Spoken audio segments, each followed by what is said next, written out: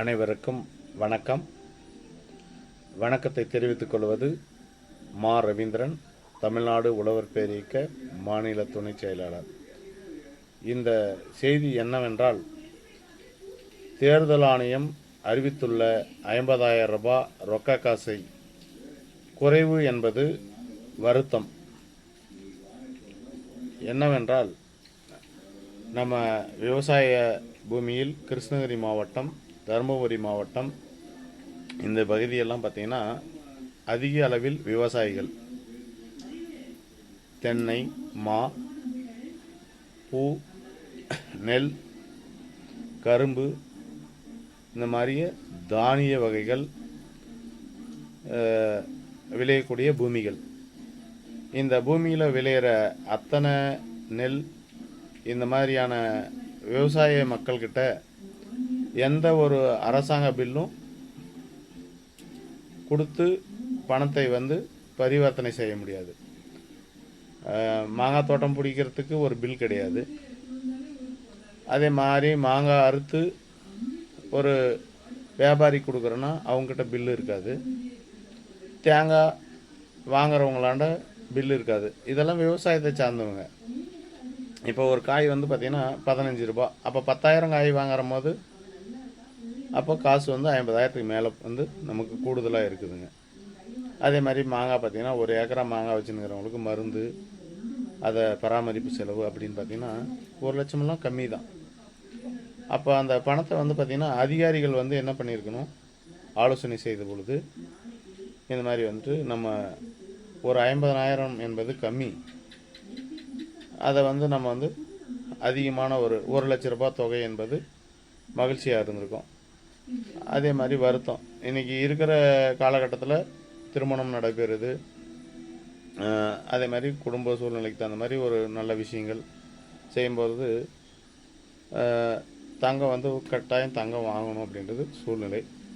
அந்த தங்கம் வாங்க போகும்போது தங்கத்தினுடைய விலையே இன்றைக்கி 1,15,000 ரூபாய். அது அரசாங்கத்துக்கும் தெரியும்.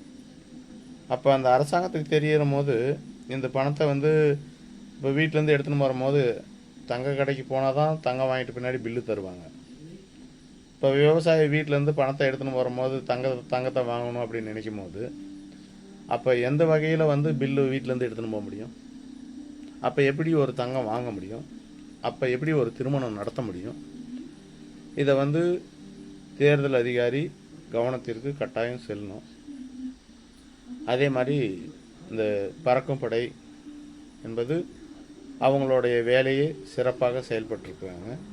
அதில் குறை சொல்லலை. இது தேர்தல் அதிகாரிகள் என்பது தேர்தல் ஆணையம் அப்போ வெளியிடும் பொழுதே இந்த பணம் போதிய பணம் அல்ல அப்படின்றத முடிவு செஞ்சு இதை செஞ்சிருந்தால் நமக்கு நல்லா இருந்திருக்கணும்.